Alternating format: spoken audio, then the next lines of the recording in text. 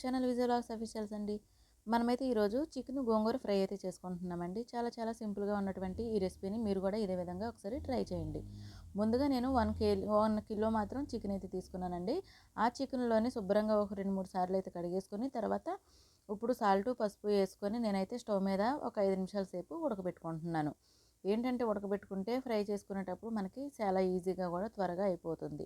అలాగే నేను స్టవ్ వెలిగించుకొని కళాయి పెట్టుకొని ఆయిల్ అయితే వేడి చేసుకున్నానండి. ఆయిల్ వేడైన తర్వాత ఉల్లిపాయ పచ్చిమిర్చి కూడా నేను వేపేసుకుంటున్నాను. ఉల్లిపాయలు ఒక 3 అయితే తీసుకున్నానండి. పచ్చిమిర్చి ఒక 4 తీసుకున్నాను. ఇది ఇలాగా మనకి బ్రౌన్ కలర్ వచ్చే వరకు కూడా మనం ఫ్రై చేసుకోవాలి. ఈ లోపల నేను అల్లం ఎల్లుల్లిపాయలు జీలకర్ర ఒక హాఫ్ అయితే ఉల్లిపాయ తీసుకొని పూర్తిగా మెత్తగా నేను మిక్సీ అయితే పట్టేసుకున్నాను మసాలా పేస్ట్. అలాగే దీన్ని కూడా బ్రౌన్ కలర్ వచ్చే వరకు బాగా వేపేసుకుంటున్నాను. ఇది మసాలా మాత్రం ఉల్లిపాయ వేసుకొని చేసుకుంటే పేస్ట్ లాగా వచ్చి అప్పటికప్పుడు వేసుకునే దానికైతే చాలా టేస్ట్గా కూడా ఉంటుందండి. ఒకసారి ఇలా ట్రై చేయండి.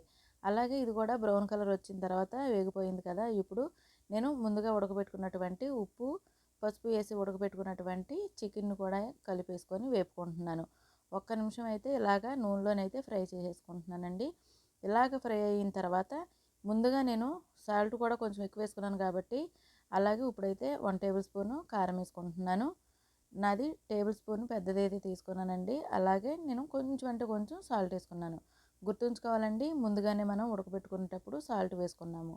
ఇప్పుడు చూసుకొని అయితే మాత్రం వేసుకోవాలి. ఎలాగా ఇది కూడా ఫ్రై అయిపోయేలాగా ఒకసారి అయితే వేపేసుకోవాలి. ఇదిగోండి ఈ విధంగా ఫ్రై అయిపోయిన తర్వాత ముందుగా సన్నగా తురుముకొని పక్కనైతే పెట్టుకున్నానండి. శుభ్రంగా కడిగేసి తురుముకొని ఇలాగైతే నేను గోంగూర వేసేసుకుంటున్నాను. నేనైతే గోంగూర ఒక 2 గుప్పిళ్ళంత అయితే తీసుకున్నానండి. నేను ఒక 4 కట్టలు అయితే అయ్యిందండి మాకు గోంగూర. అలాగే 2 గుప్పిళ్ళు అయితే వచ్చింది.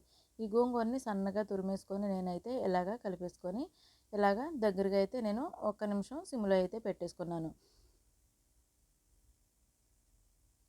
ఇదిగోండి చూసారు కదా, గోంగూర చక్కగా మెత్తగా ఉడికిపోయింది. ఇప్పుడు ఇదిగోండి చూస్తుంటేనే చక్కగా మనకి రెడీ అయిపోయిందనమాట. మనకి హై ఫ్లేమ్లో పెట్టామంటే మాడిపోతుంది కాబట్టి అలా పెట్టుకోకుండా సిమ్లో పెట్టుకొని అయితే ఫ్రై చేసుకుంటే చాలా బాగుంటుంది. అలాగే గరం మసాలా కూడా నేను వేసేసుకుంటున్నాను. చూసారు కదండి, మన చికెన్ గోంగూర ఫ్రై అయితే రెడీ అయిపోయింది. ఇదే విధంగా మీరు కూడా ట్రై చేస్తారని అయితే అనుకుంటున్నానండి. మన ఛానల్ని సబ్స్క్రైబ్ మాత్రం చేసుకోండి. మరిన్ని వీడియోలతోనైతే మళ్ళీ మీ ముందుకు వస్తానండి. మన ఛానల్ చూస్తూ ఉండండి, సబ్స్క్రైబ్ చేసుకోండి. అలాగే మళ్ళీ మీ ముందుకైతే కలుస్తానండి. అంతవరకు సెలవు. Bye friends.